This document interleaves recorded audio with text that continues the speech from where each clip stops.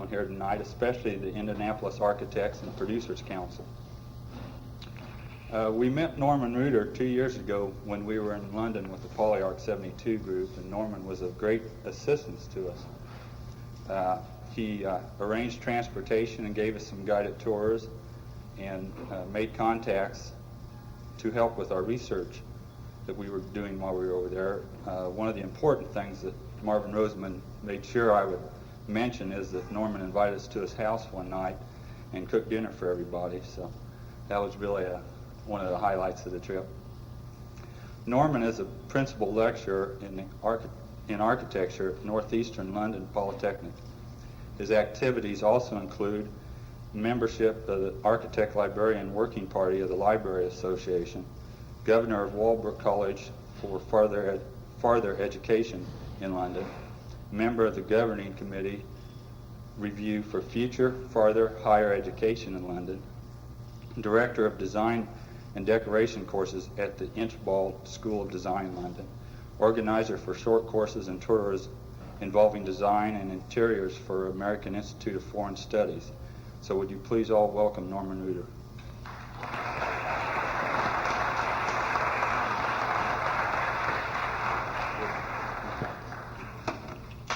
That's again.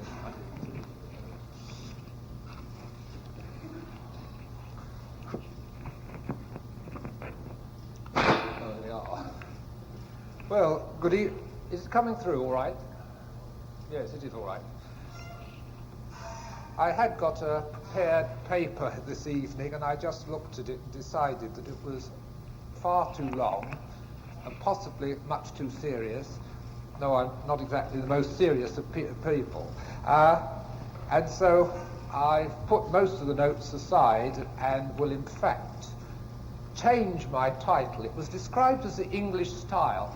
I thought it was the most appropriate thing that coming here, that as an Englishman, that I should try and give you something of what is the English style. Having done some research since I've been here, I find it extremely difficult to put into words. And so it was for that reason that those who arrived early were greeted by some music of Vaughan Williams, which happened to be the Serenade to Music, and which has a very beautiful speech from The Merchant of Venice by Shakespeare. And on your screen you see a picture by Turner. And I think possibly Turner, and one tends to forget that Turner was working at the turn of the 18th century into the 19th century, and was long before the French Impressionists, produces paintings like this, which are so modern in concept, and yet so very English in that they are evocative, impressionist. It's a kind of painting which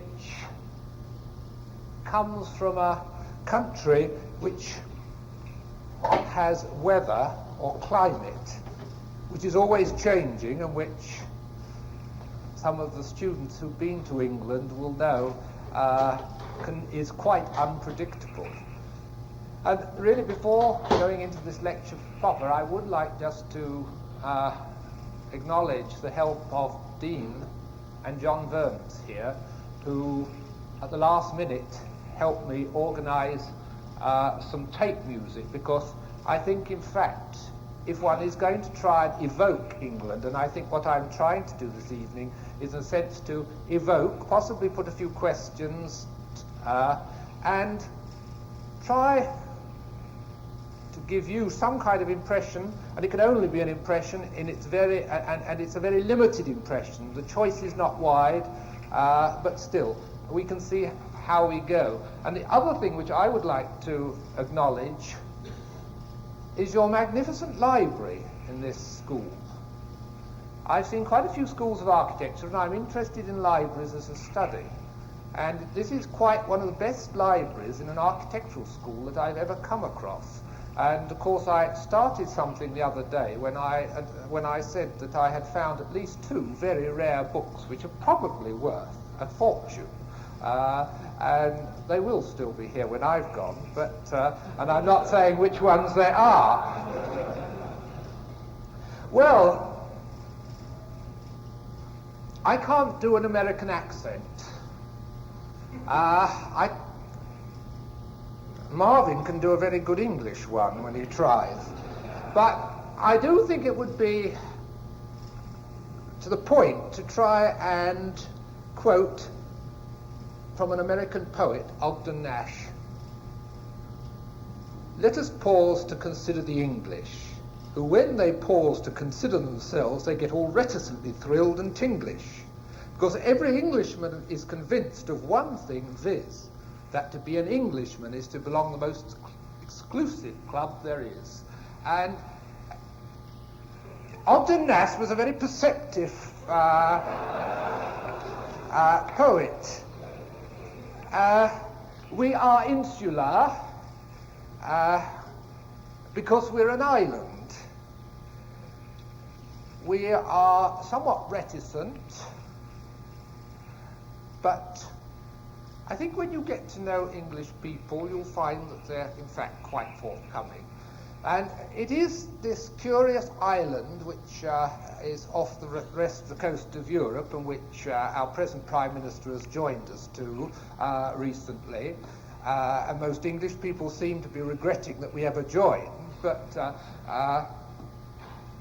we are off England. We do have a very curious climate, and these things are, I think, one of our greatest assets.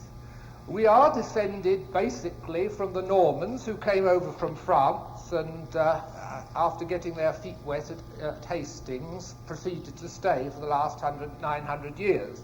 And so everything that we do architecturally is basically developed from that early start. Now, so what I am proposing to do is to, in a sense, it's turned out not the way I would like, but I'm going to give you a kind of history lesson, but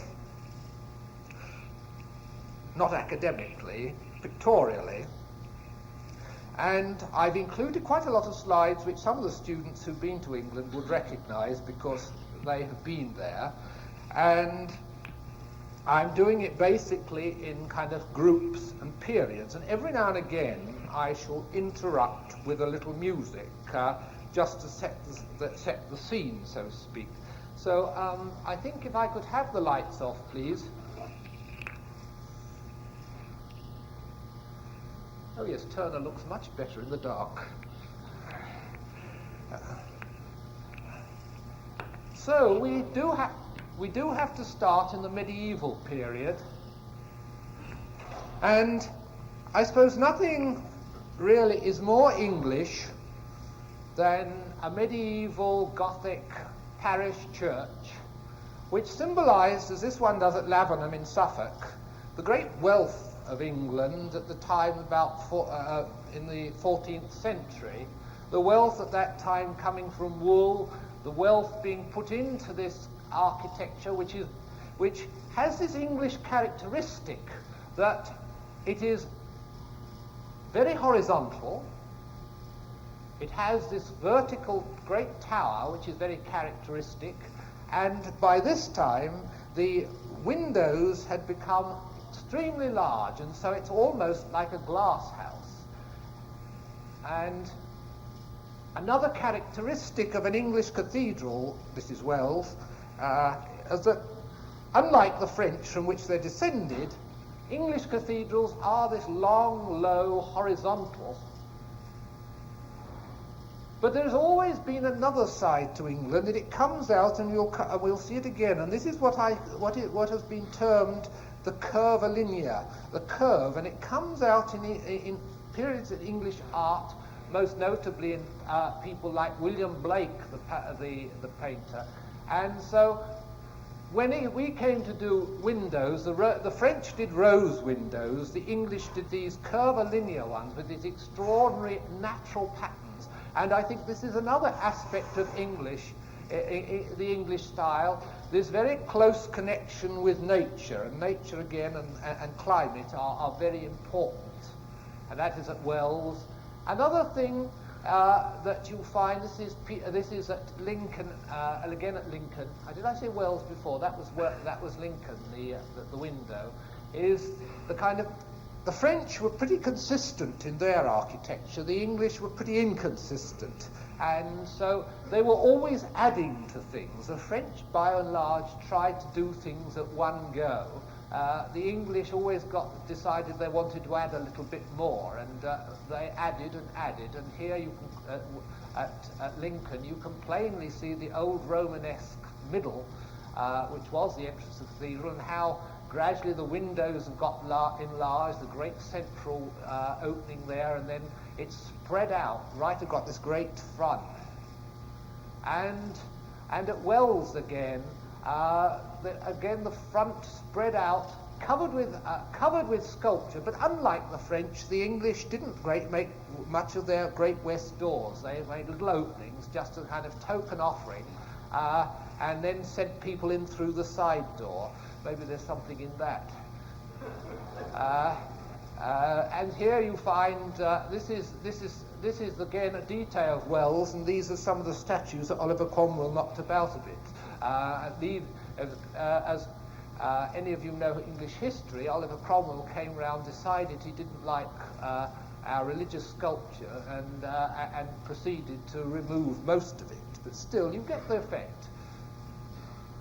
And of course, it's very English, and this is Wells again, and the horizontal quality, the quality of light coming from the top, and of course this extraordinary way of structural way of keeping the central tower up by putting this great relieving arch, and this. A thing which the French would never have done. They'd have found some way of keeping the arch up, or as at Beauvais, letting it fall down and then building it up again. But the English, no, they compartmented things. And so you find this, and of course vaulting developed tremendously in England, and you can just glimpse how the later vaulting right at the top there is in the process of developing.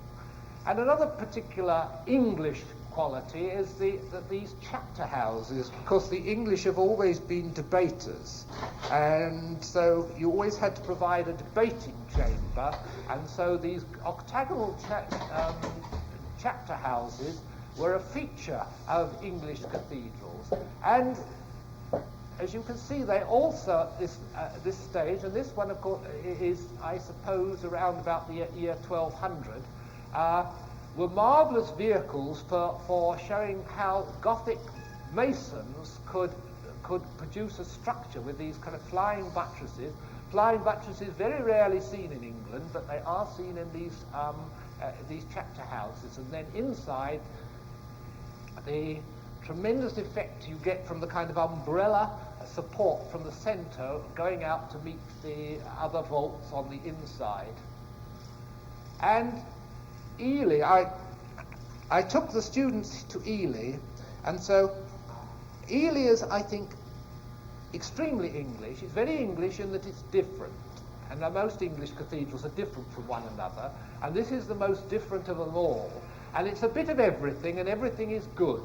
And so I don't apologise for showing this. And of course, another thing about the English, they're a bit lopsided occasionally, so of course this west front isn't complete. It's only got its right side, and they never got round to building the left-hand side. Never will, but never mind. And here we are. Here's Ely, this great long cathedral. You never see anything like this, stretching apparently endlessly for half a mile. It's a tremendously long cathedral, right out in the kind of flat fen country north of Cambridge. And with that superb lantern, which in the middle, and we'll come to that. And here at the East End, you find a bit of early English. That's about just over 1100, probably about 1120. And then you can see how on the right and left, the glass has got a bit more decorated about 50 years later.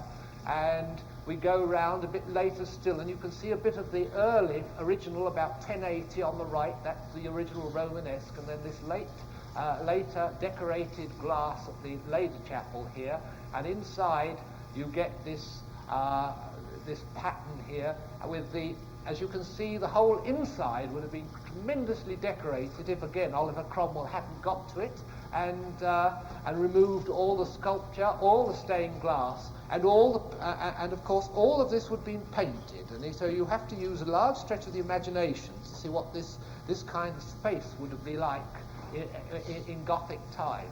Most of us would probably consider it extremely vulgar, but never mind. We do like this monochromatic stone now, but that's not the way it was. And Ely, with its long Norman nave stretching down there, and what is probably the supreme thing at Ely, when the tower fell down, they rebuilt it with an octagonal lantern, which was made of wood, put up about 1320, and producing this beautiful effect here. And just one more, and we're moving forward here, Gloucester. Gloucester, another thing about the English, the development of the vaulting here, a small little point, a digression if you like. Many students study in what are called study chorales. And in fact, the first ever study chorales are around this cloister here. These little recesses all round the cloister is where the monks used to do their private study, and they coined the word chorale, which all students find themselves using now on occasion. And here we find this great east window here, which has become so large. This is becoming to the perpendicular period, the final phase of Gothic. So large that, in fact, to make it stand up, they've had to bow out the window there and make it convex depending on convex on the outside, with these supports, and on the inside this sheer kind of wall of glass, which is completely English. You will not find this kind of thing anywhere else. And it culminated in 3 buildings which Henry VII had commissioned, one of which is King's College Chapel in Cambridge. And this is about 1540, something like that. Gothic has gone as far as it can go. It's been going for about 400 years in England, far longer than anywhere else, and it gets to the point where it's saved by the coming of the Renaissance to England. It's got to the point where it's almost degenerating. It's solved all the problems. It has achieved everything. And in this final kind of fling at King's College, it really is a fitting culmination of a style. Now, I'm going to show you several slides of the inside of King's College Chapel. I'm also going to play you a piece of music composed at the time that King's College Chapel was built. It has remarkable acoustics, and this is a piece of music by an English composer, Thomas Tallis. Was written about 1570, and it is a motet Ave Sperum. But what is interesting about it, it is written in 40 parts. So it is a choir which is divided into 40 parts, and it was composed for this very building. And it is recorded by the choir in this very building. And you can see, not only was architecture very advanced at that time, but this is 400 years ago.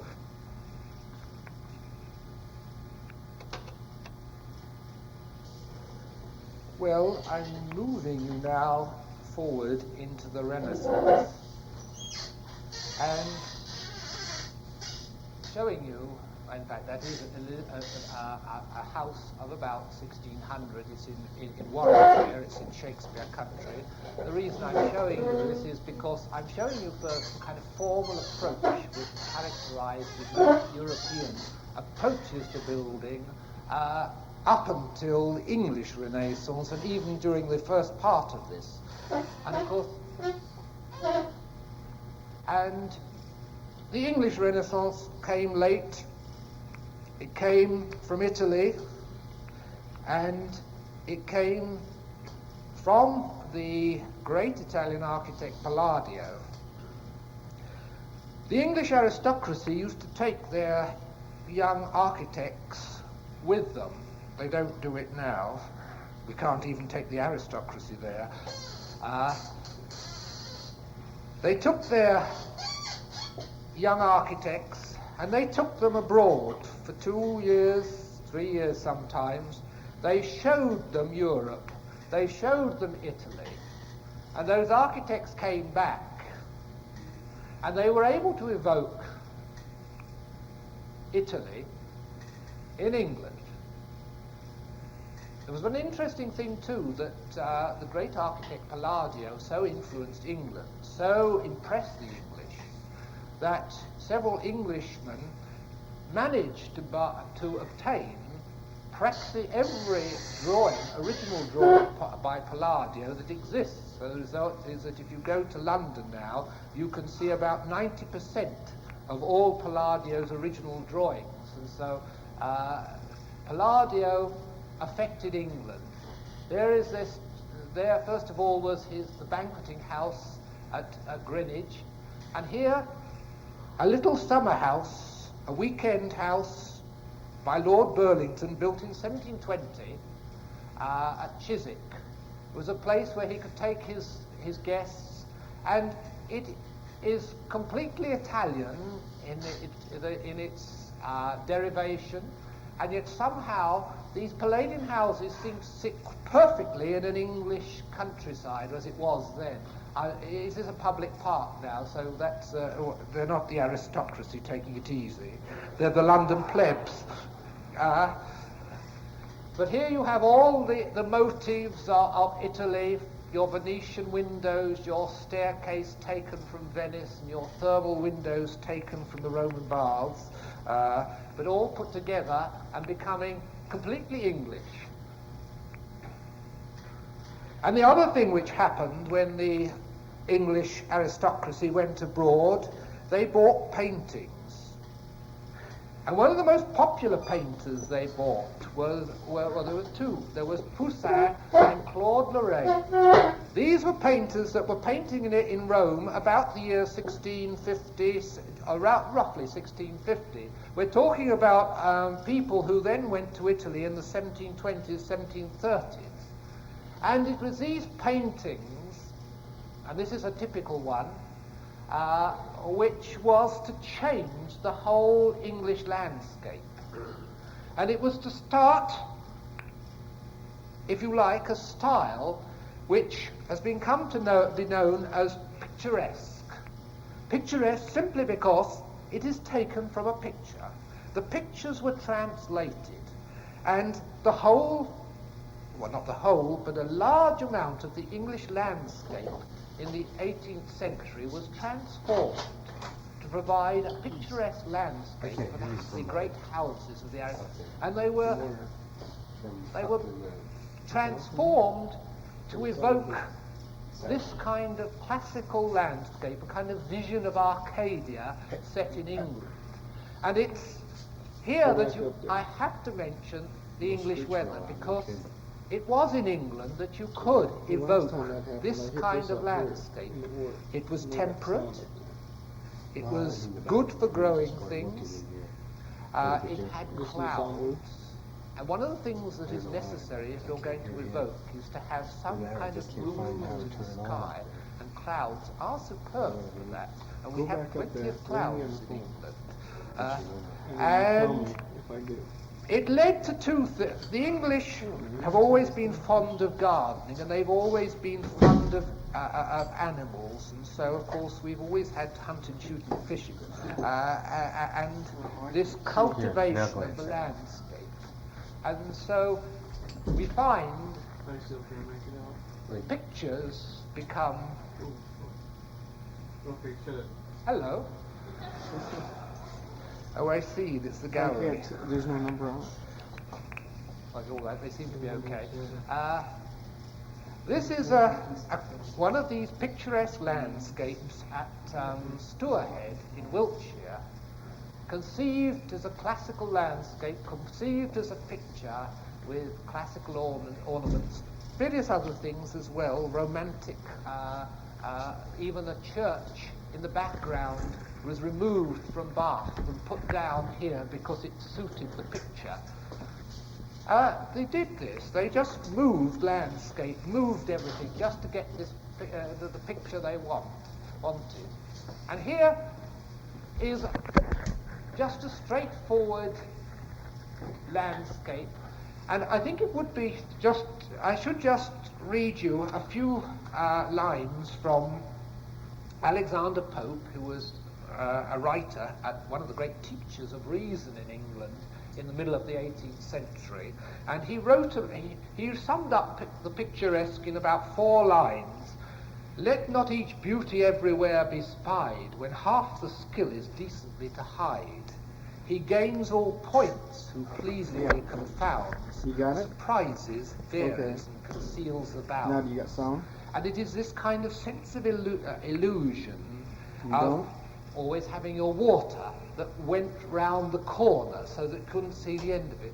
Putting clumps of trees so that looking. you didn't know quite what was behind it.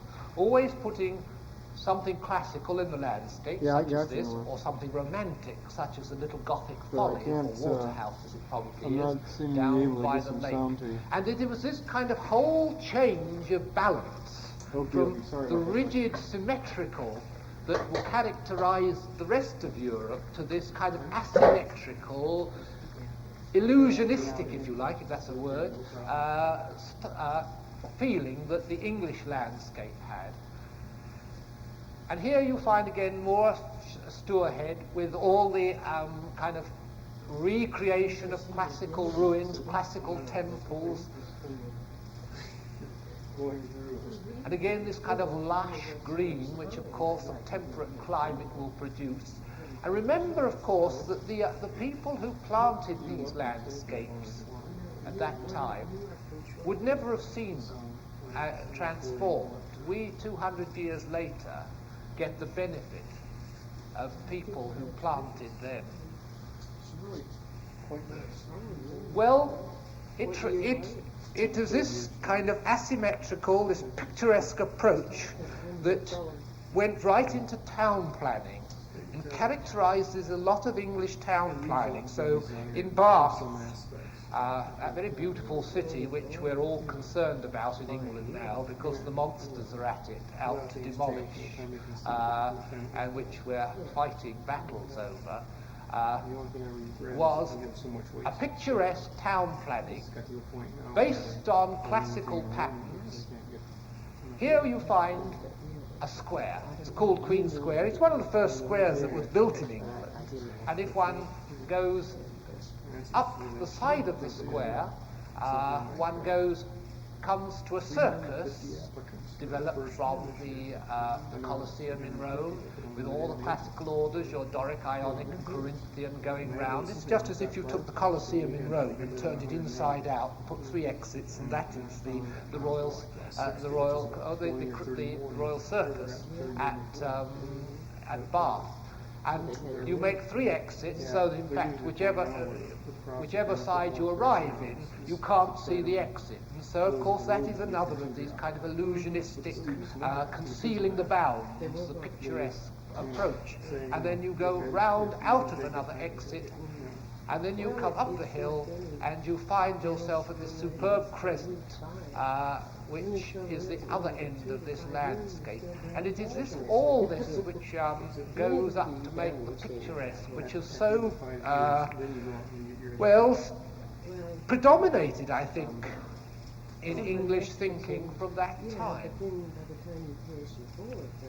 And it was natural that the picturesque would lead to the romantic, and the romantic, I don't intend to define it, but it was a kind of, one of its aspects was the asymmetrical, the return to nature, the return to the cottage style. And here, in a little hamlet just outside Bath called Blaise, the great English architect and planner, Nash, built a little romantic village with these, and this is the turn of the 18th into 19th century. It's not a 16th century house. This is a kind of the return to older styles evoking, and so here you have the cottage style coming through.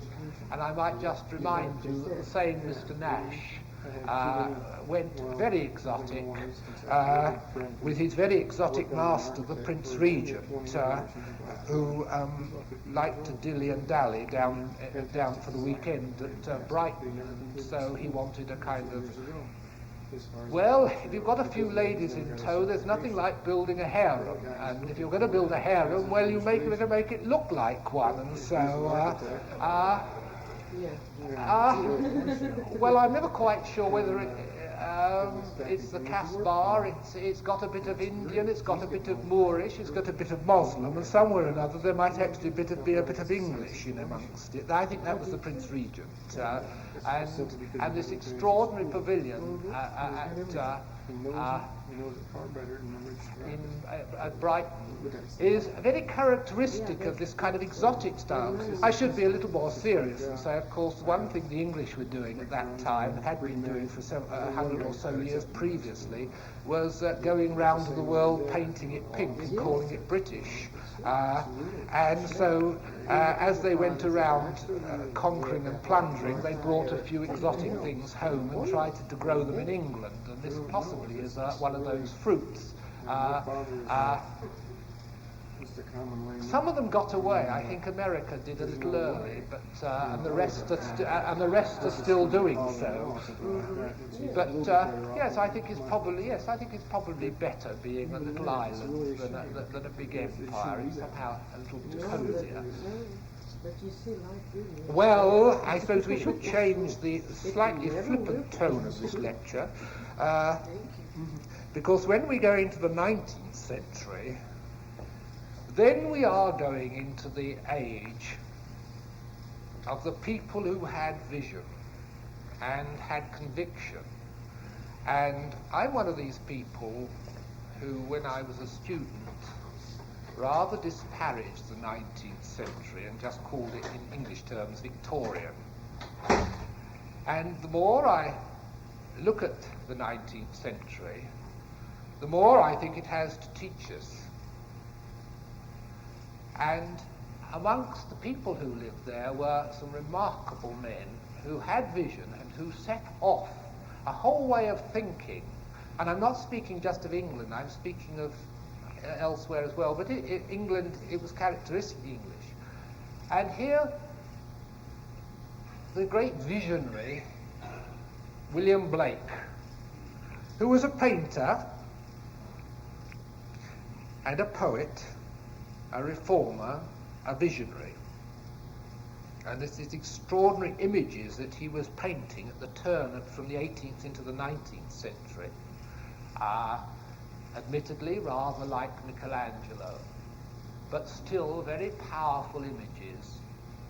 It was the same man who wrote a poem which has become a very patriotic English song, and which I tried to get a recording of a setting by an American composer, Virgil Thompson, of the poem Jerusalem, and did those feet in ancient times walk upon England's green and pleasant land.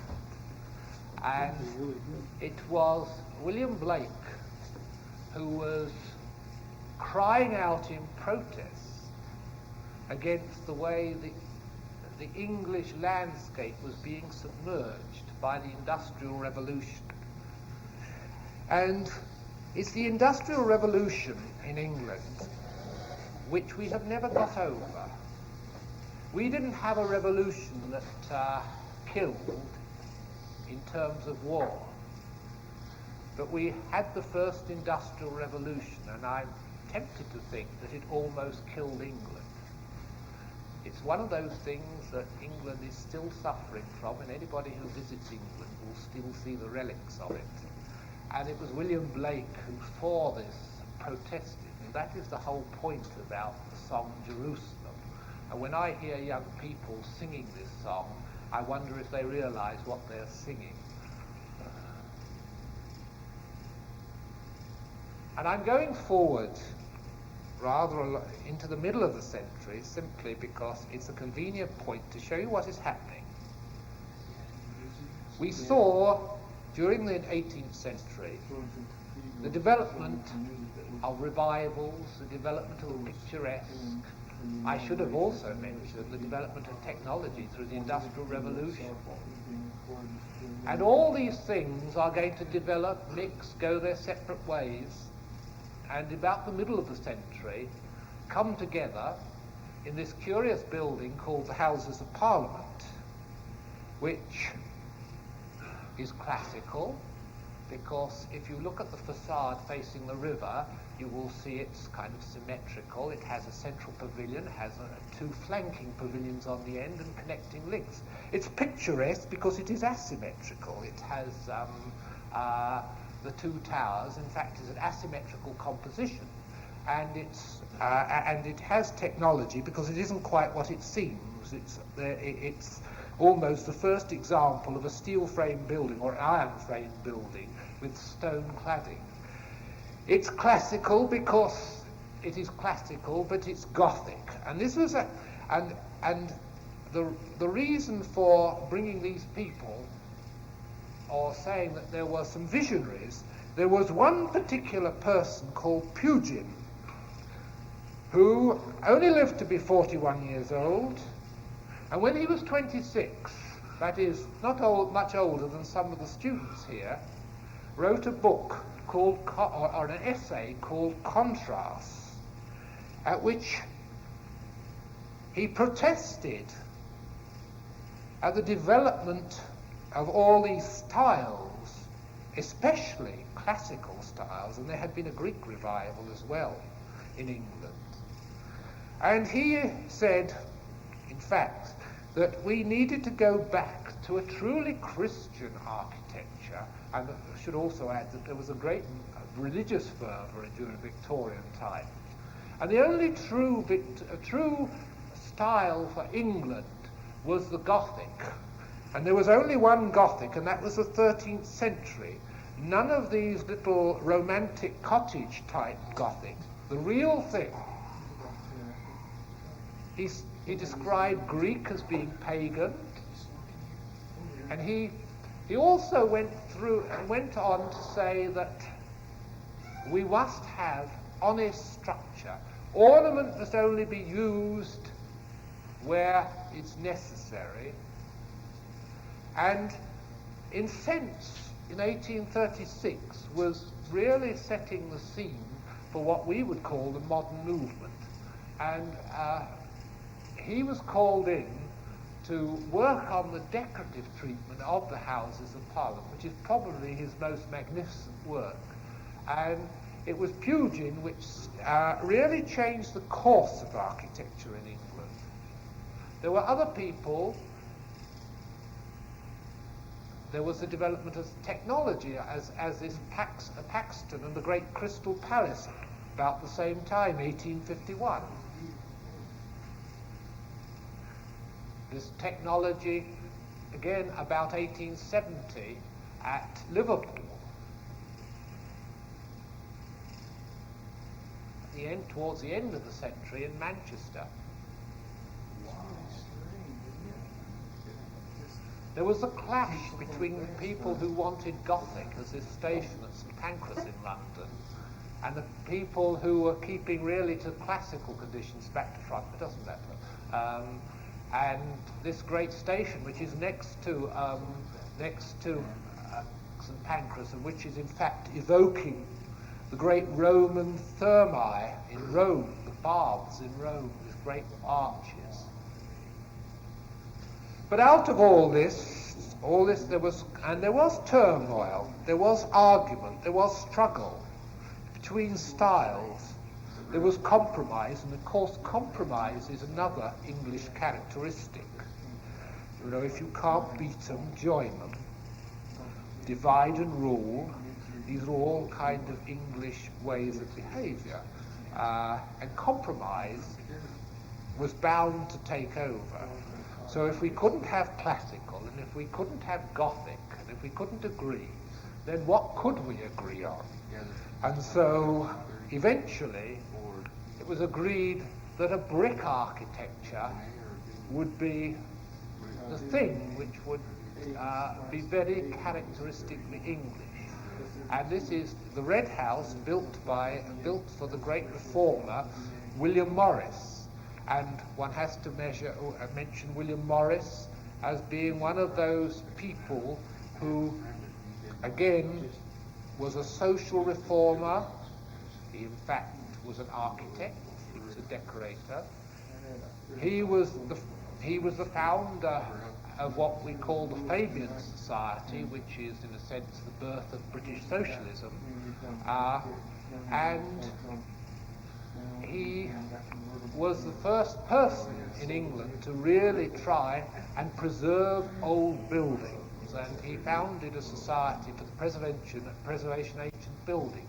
And that was really starting the idea of conserving old buildings. So he's a very important figure. And this is his house just in the outskirts of London, the Red House. And this is another of these buildings by another English architect at the time, Norman Shaw. And you see this development of a brick architecture. And I'm just going to mention two architects who came towards the end of the century. One was called Voysey.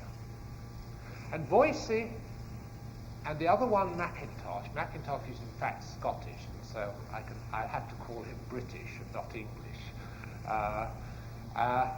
And these two architects, I think, show the peak of the development of the 19th century. And they are both characterized by two things: that they were brilliant, they were very influential, and their active working lives spanned only about 10 years, and both ended their careers virtually penniless. Voysey tried hard to get started, and he couldn't start as an architect because he couldn't find work. And so to fill in the time, he did designs such as this.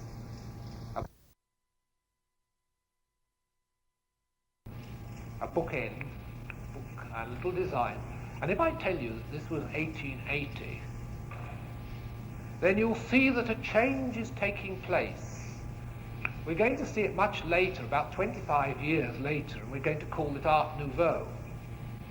But here in 1880, you see in this kind of line, and in this wallpaper, which he did for the English firm of Sanderson's, about 1890, something which is strikingly decorative and also strikingly modern. I think any of us would be quite proud to have a wallpaper like this in a house today and say it was quite a modern wallpaper, but there it is. It was just before 1890. And yet another one, which might be mistakenly thought as modern Swedish, but is in fact English 1895. And he did build one house, he built several houses, and these houses, and this is one here, were of a type that were going to lead to what is the English suburb. We have suburbs, everybody has suburbs. I'm not quite sure whether you invented them or we invented them, but as Pete Seeger says, we live in them. Now they're all a bit ticky-tack, and they're all just the same, or at least they are in England. It was Voysey in a group of houses built about the same time as Frank Lloyd Wright in America was building his first prairie houses, that one finds these beautifully planned houses, beautiful to live in, well thought out, and in a sense with a strong line, not quite as horizontal as Wright would be, but with a definite feel. The roof in Wright is low and slightly oriental. In England it's rather higher, but there is this kind of simplicity this idea that the houses are well constructed, well thought out, sharing one thing in common with Wright, and that is a feeling of the hearth as being the centre of the home.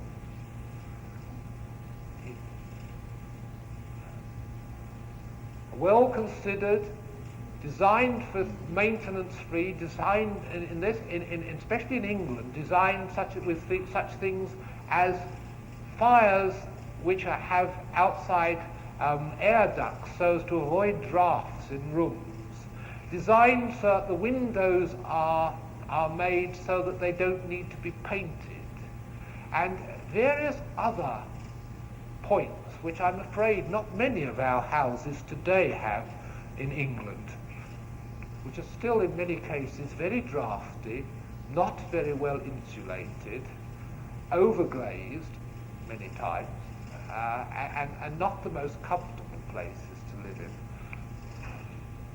But Voysey did set a pattern which unfortunately the followers did not follow.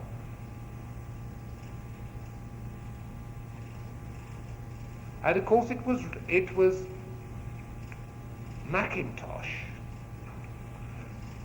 who in Glasgow worked on one building, really. He did several buildings, but it's the one great building, his School of Art in Glasgow, built between 1896 and 1908, that is the great work which he's remembered by. And I just want to talk for a moment about how architects are influenced. How do you design? Where does your style come from? And Mackintosh is an extremely good example, and this is why I'm showing some of his notebooks. He was a Scotsman. The Scots in Glasgow were far more advanced than the English in their appreciation of the new art in Europe, the Impressionists. They were also very conscious of their own native tradition, and you see this drawing by Mackintosh in 1895 of one of the Scottish castles, and you can see the kind of characteristic, very few windows, tall turrets, the roofscape, and another one of Holy Island, just off the coast of Northumberland, and this great kind of walls built against the sea here, very simple, and this little sketch here. And then I'm going to show you a group of slides of the Glasgow School of Art, this building which influenced Europe, although it didn't influence England. And Mackintosh, I think, characterizes for me the kind of dilemma of England at the end of the 19th century. We were heading for trouble, which was to take a few years. We had spent a century building up a style, a reputation for extremely good architecture, and I think a world was going to come to an end very shortly. And so, to accompany these slides, I'm going to play you a piece of music again, written at that time. It's by Elgar, and it's the end of the slow movement of his first symphony. It's written just on the turn of the century. And it's a thing about creative people that somehow they have that kind of inner ear, that inner eye, which sees things which others don't see. And I'm reminded that Benjamin Britten, at the top of his kind of war requiem, turn my light up, doesn't matter.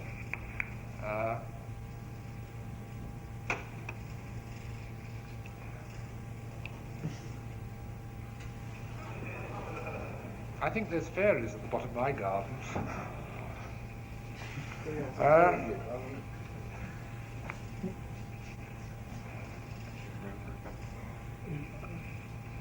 Yes, I'm putting myself off.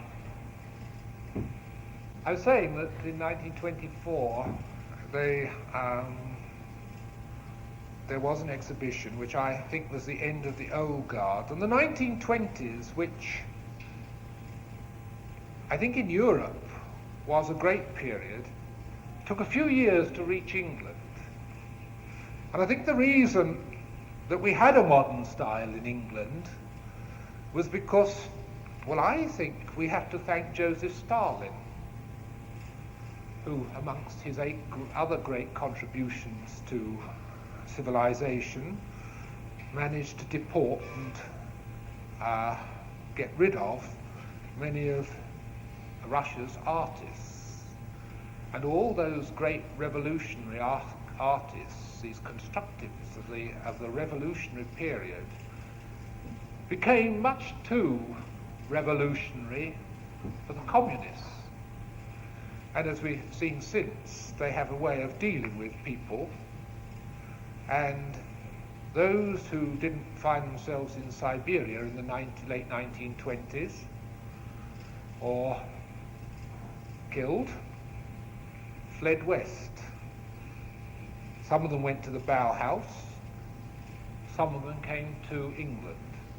And I think it's those refugees from the Russian constructivist movement we have to thank for rallying in England.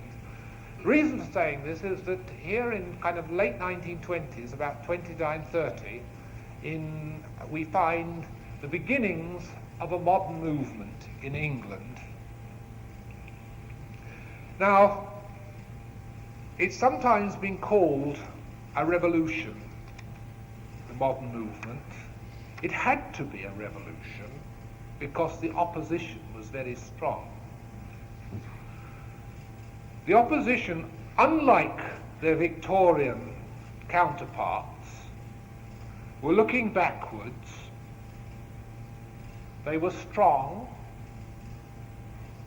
they were powerful, they represented irrelevant historical styles, and they were really a mixture of opportunism and complete ignorance of the architect's social role in the 20th century. It was the conservatives, and I use the word not politically, but those who, yes I do, it is political in the sense that I'm talking of those who look backwards rather than forwards. I might as well nail my colours.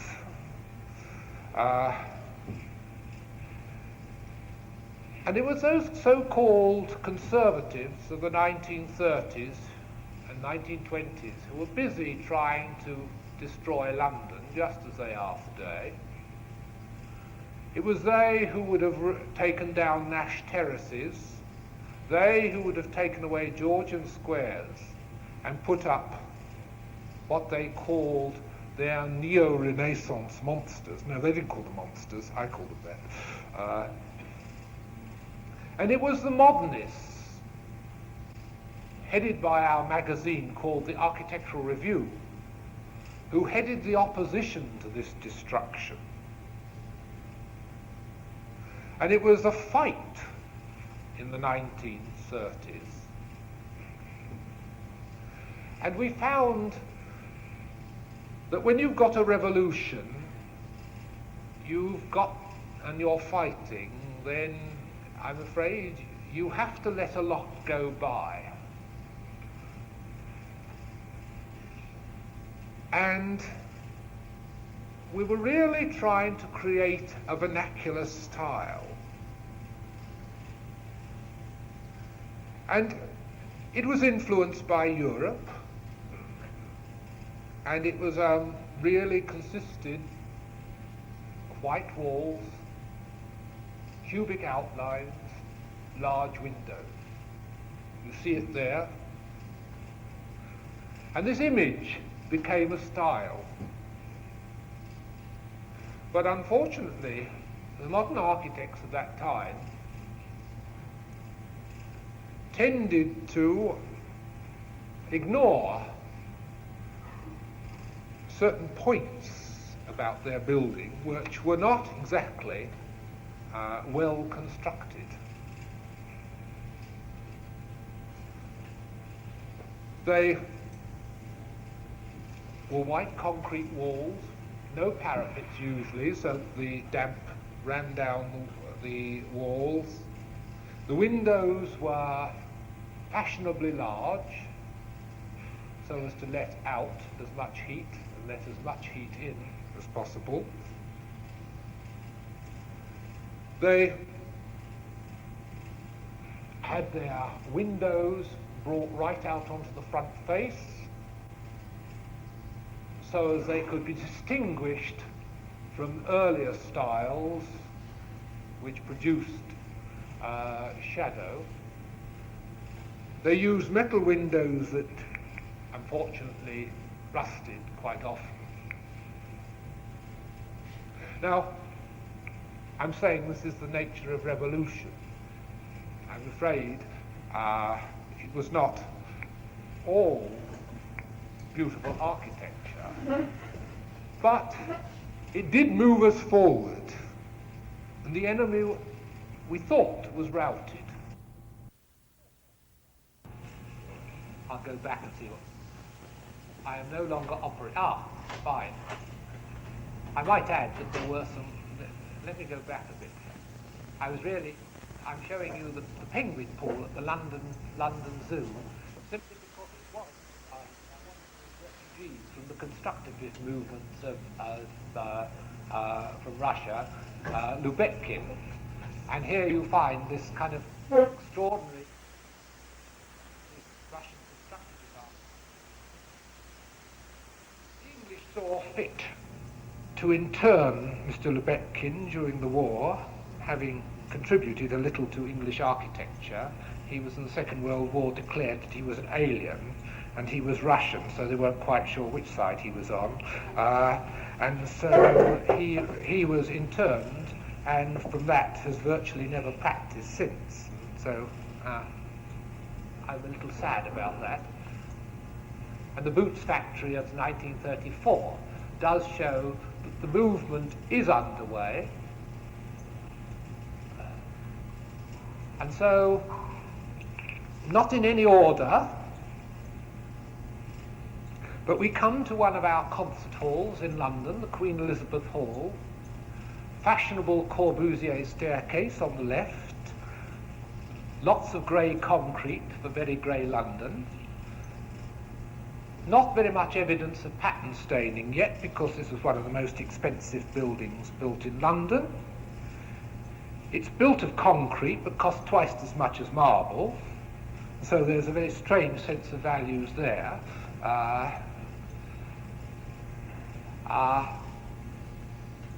It's a very nice concert hall, but then it should be, I suppose, at the price.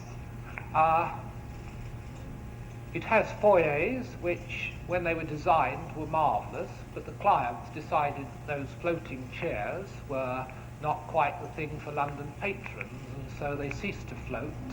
They didn't like the marble floors, which are very expensive, so they put carpet down on top of the marble floors, and those tables which you see queuing up on the right moved into position to take over from the chairs that were designed for the hall. Otherwise, it's as it was built. You see, we have something in England which I suppose you have, but we've developed to a fine art, and that is called bureaucracy. And I don't know where bureaucracy ends, but but compromise is of the essence of things. Give us a benevolent dictator now and again, and we might get some things done. That is said rather flippantly. And here we find a building which has styles. It was built only about 7 or 8 years ago, and it is a good concert hall, as I said, and the interior is like that. Looks reminiscent of this hall now I come to think of it, except you haven't got very much wood. It makes a good concert hall, and you haven't got 11 leather seats, which at that time cost every bit of $250 each, which is a lot of money in England. But never mind. And I thought I'd show you another concert hall. This is at a converted maltings out in the middle of the countryside in Suffolk. And it was designed by the firm of Ovie Arab, who amongst their other concert halls that they got involved in was the Sydney Opera House. And this one was built here for the English composer Benjamin Britten. It's near his hometown, and it's exactly the same size as the hall I last showed you, but it cost 1/30th of the amount. In fact, it cost £150,000, which is about $400,000, to convert this old malting into what I have been told by people who are best qualified to know, recording engineers, has almost the finest acoustics in the world now. And this and it is this remarkable, well, not remarkable, this very simple wooden roof that is rather responsible for it. And whereas the foyer of the Queen Elizabeth Hall I showed you in all its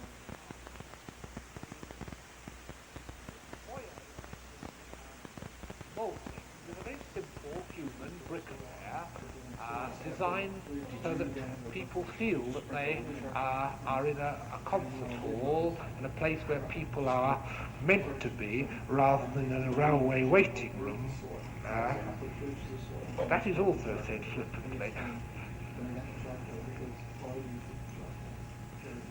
I don't think there is one characteristic of the English which you may have noticed. Some of us are slightly cynical. Perhaps we have something to be cynical about. Well, how to house your students. This actually is quite a remarkable building by Mr. Dennis Lasdon, who is at Christ's Church in Cambridge. It's incorporated in grounds of a college which is several hundred years old. And one of the restrictions was that he couldn't build more than 40 feet high. And in fact, he's managed to get 7 stories into 40 feet. You can ask me how it happens, and all I can say to you is look at the section of the building, which I'm not supposed to show you, but it all works extremely cleverly by going down the way and by going up to 40 feet. He has produced this kind of remarkable set of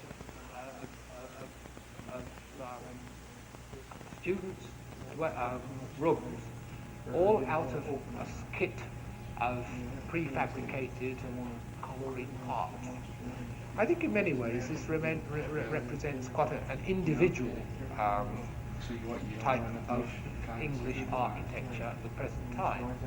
On the other hand, at the same time, Cambridge, another architect, Leslie Martin, who designed another concert hall in London, the Festival Hall, that's when he was London's chief architect, and he retired from that, went to become Professor of Architecture at Cambridge, and has designed some quite remarkable buildings. And this, I'm not sure that this one is. I'll tell you a little story about this. It was designed to be in the centre of Cambridge, and it was designed that all the places under the supporting piers should have shops in them, but somehow the site got mixed up, and so they moved it outside to the outskirts of Cambridge, and so it was hardly worthwhile putting shops in, and so they kept it as a rather simple building. It's rather pleasant.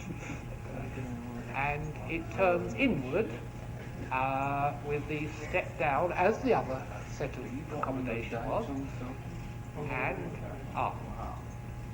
Well, this is another university. This is at Bath, and this is all built an industrialised building. It's precast, most of it's precast concrete, and it is a system designed originally for schools and extended to this university.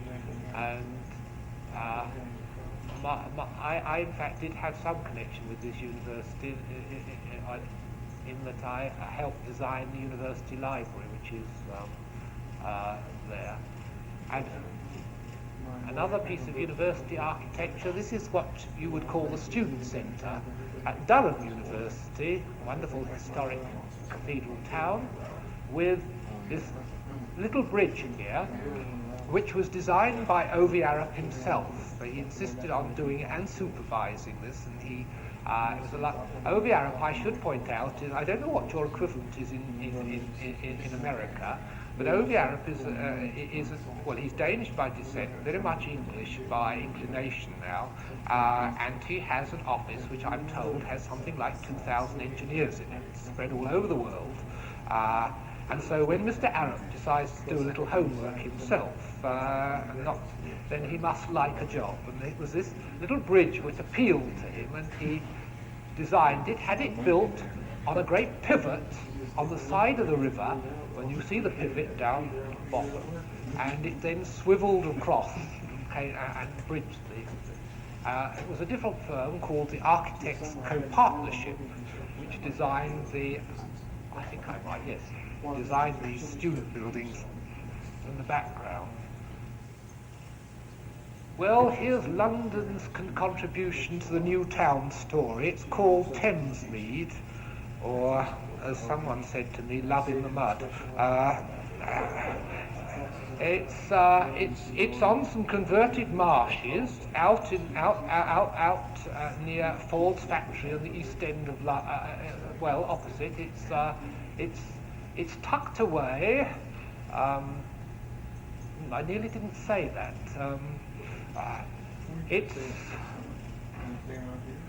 It's been built as a showplace, and some of the inhabitants told me once that they feel like animals in the zoo rather than people, and they feel that they should stand at the windows and beg for food when the visitors from abroad come by. Well, did you see the film Clockwork Orange?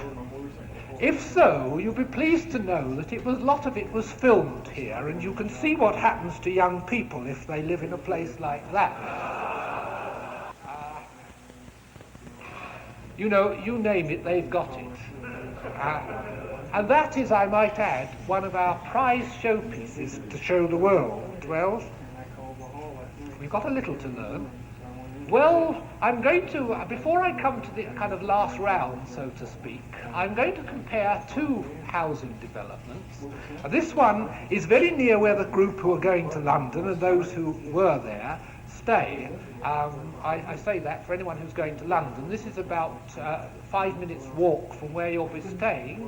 It's called the Foundling Estate. Some people say you have to be a foundling to live there because nobody else would. It was built on the site of the near the old Foundlings Hospital, and this is kind of the grand scale, as they would say. It's an imposing monument. It's what is called the reverse ziggurat. In other words, you have two buildings which lean backwards and with a bit of luck hold one another up. And so you have to have a few ventilation and lift towers, and the whole thing architecturally is very striking. We tend to ignore the fact that you build living rooms with windows like greenhouses, and they face east and west, and so in fact are greenhouses, and they water the people occasionally, and they sometimes grow.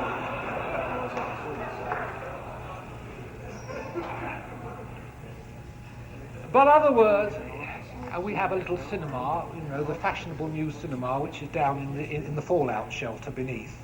I went to one yesterday in Marina City in Chicago.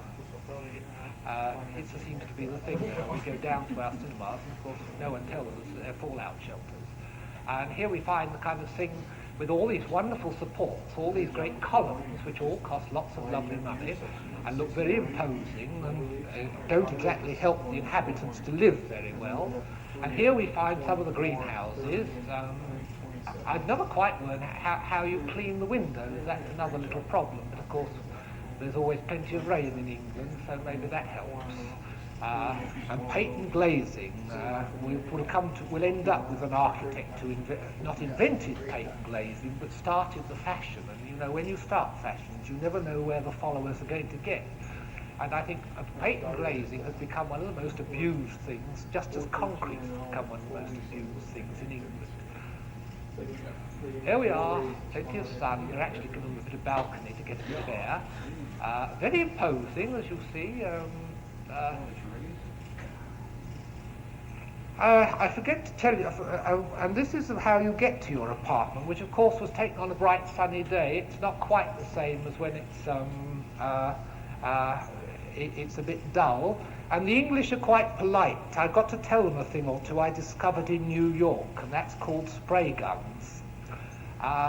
And I think with a few spray guns let loose in this place, we might try and make it a little more human. At the moment, it's known to one and all as Dartmoor, or if it was in America, I suppose in the old days would be called Alcatraz. You see my point. So, well, let's go from one. I might add that's built for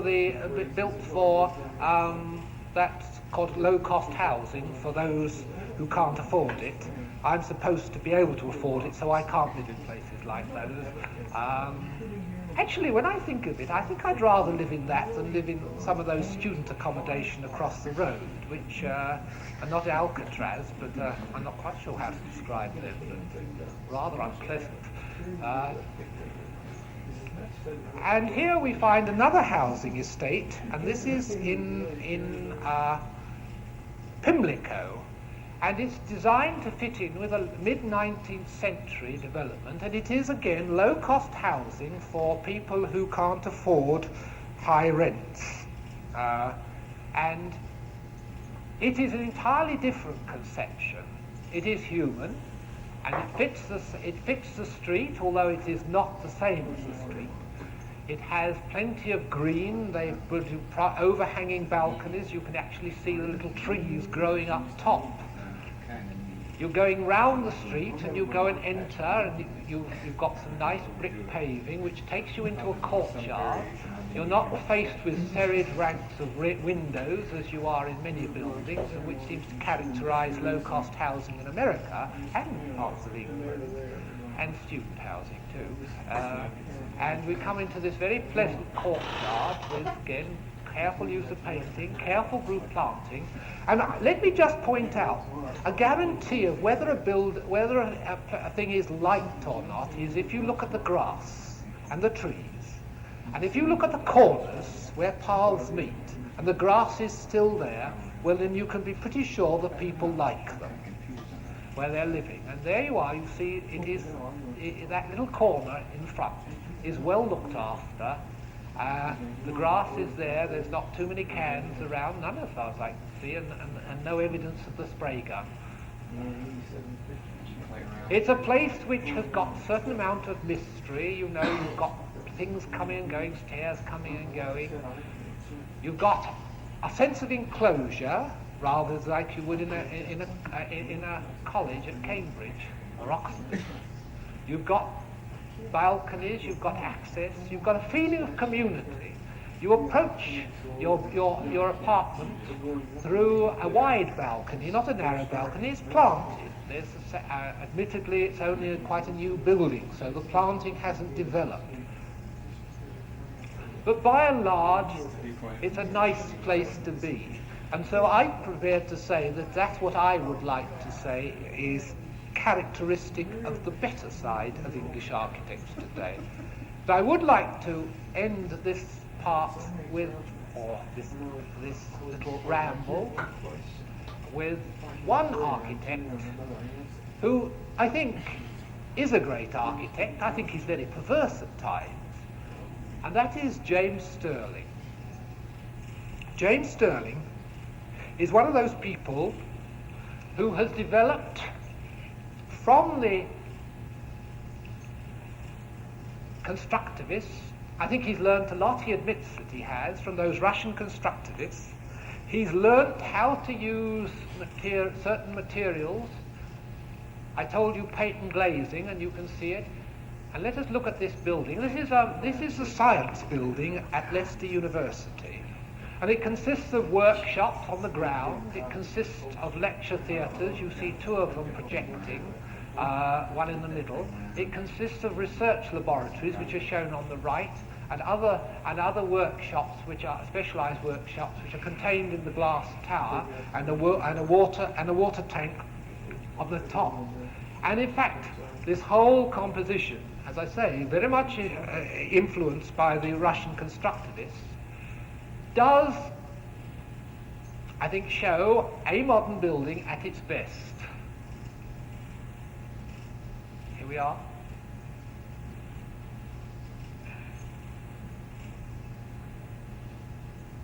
You get the climate bit. Get those mists. Plenty of October mists. And a bright sunny day to go and see the history faculty at Cambridge. Well, one of the things I think is curiously perverse about James Stirling is his approach to design. It's interesting, and I don't know if any of you have heard of this way of designing called designing by analogy. In other words, designing like something else. Now, if you're going to design a building which is largely a library, then what is more natural than to take a book, to open it and let the pages fall down? And in a sense, this building, which is a library, is just that. You've taken the book, turned it on in, opened the pages and let the pages fall down, and there you get that curious shape.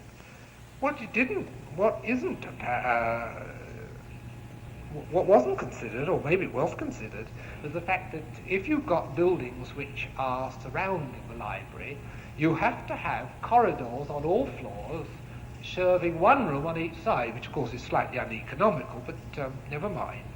Now, the other problem with this particular building was that it was designed so that it should face vaguely north, so that the glass faced vaguely north.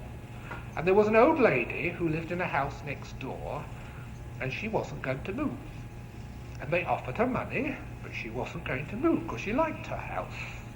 In the end, the university, which is very powerful, but obviously not that powerful, gave up. And Mr. Stirling had a brilliant solution. He'd turned the building round 90 degrees. And so now the glass faces vaguely south. And it's a little more than vaguely hot in the summer.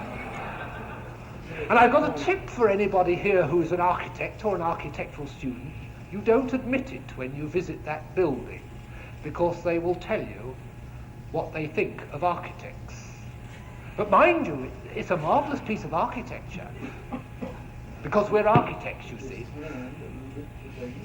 It is really, but it is a perverse piece of architecture. And here we find the full... Well, of course, it led to all those other things. I showed you the Foundling estate. Well, no wonder they have glass houses facing west if they've got book libraries facing south. And here you find the full catalogue of the patent glazing and red brick and red tile, which is James Stirling's style. And here we are, beautiful architecture. There's the plan. It was designed because, you know, it was a limited competition. And the day or two before they decided who was going to win, some very valuable books were stolen from the library. And James Stirling had got a marvellous point, because on the top picture you will see a lot of kind of arrows, not the thick arrows, but the dotted arrows, and that's where the librarians sit. And you see, they can see everything from there. So Cambridge has got quite a lot of valuable books, not your two that are worth about $1,000. It's got a lot that are worth thousands of dollars. Thought this was rather good. And so, of course, Mr. Stirling was their man. Well, here it is. You can see everything. No one can make a false move in this library without being seen. And it's full of nice constructivist kind of gadgetry. It's the full Meccano set. And one other little analogy. You know, you had something going on at the time that this was being designed and built, and that was called Apollo, or Apollo spacecraft. So we've got our Apollo spacecraft. They don't get off the ground, but we build them up to ventilate the place because it's the only way we can get rid of the heat. And so there we have 3 Apollo spacecraft on the top of Mr. Stirling's life building.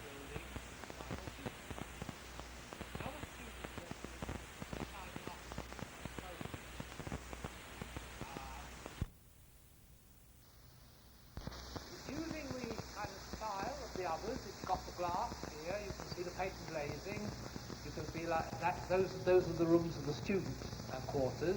It's got the fashionable kind of reverse ziggurat, in other words, you step everything back and then put a prop to stop it falling down.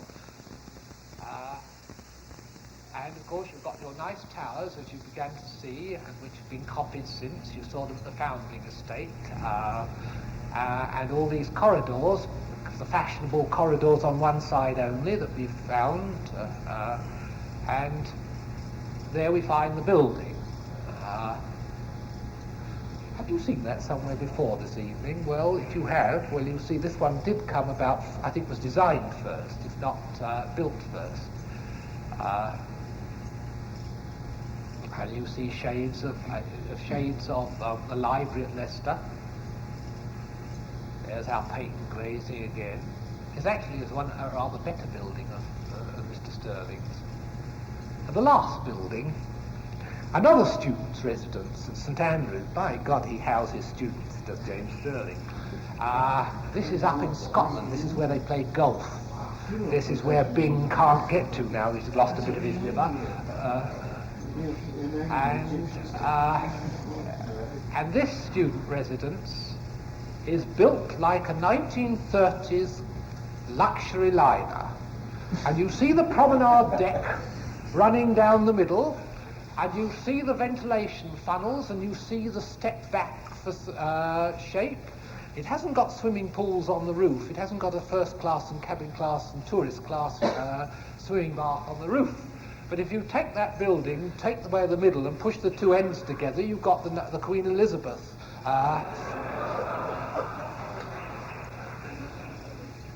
Well, you've got to have a gimmick, you know. That's a golden rule for architects. But there we are. It is actually rather a good building. It's all precast concrete. And there's your ventilators, there's your bit of promenade deck, and there's a few first-class passenger cabins above.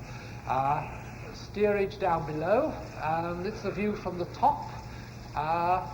Here you find these rather magnificent concrete panels, and here you find the windows designs. The two windows next to one another belong to separate rooms, but he did design it so that you couldn't look through. So they are rather private.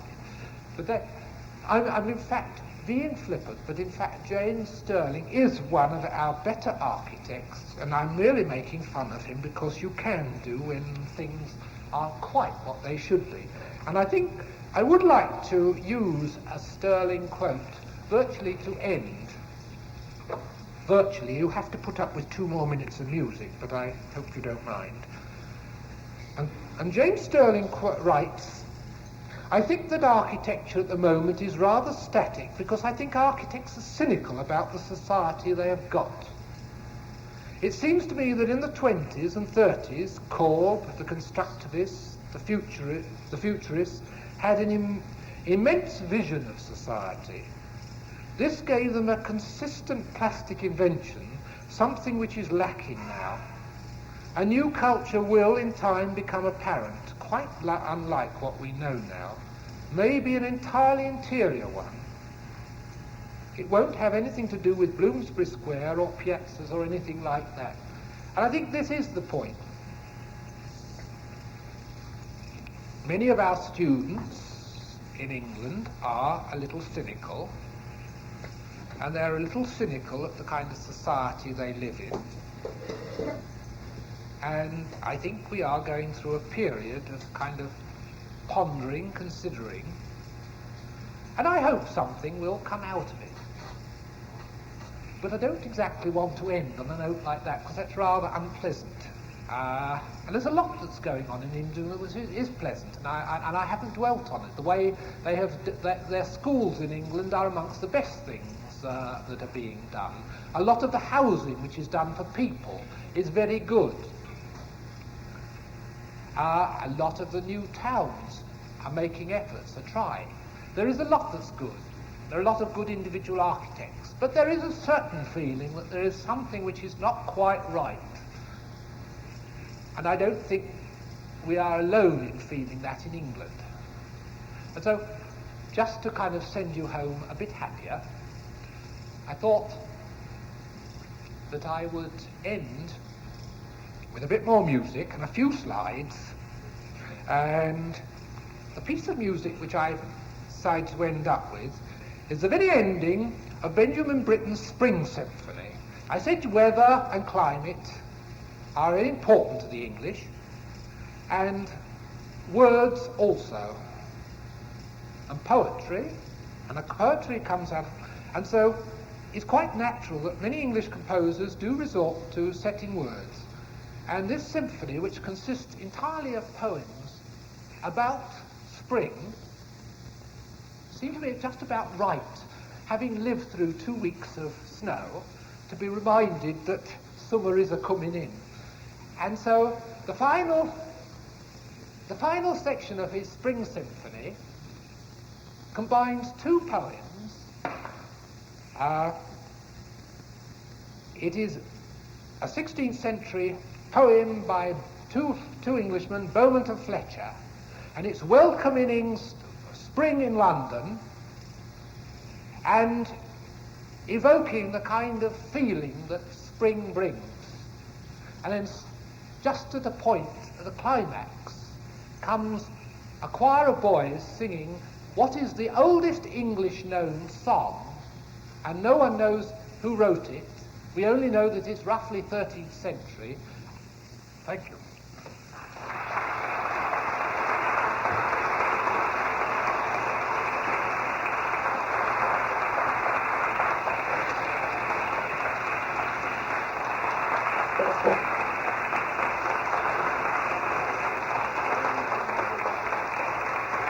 If I can get out of here.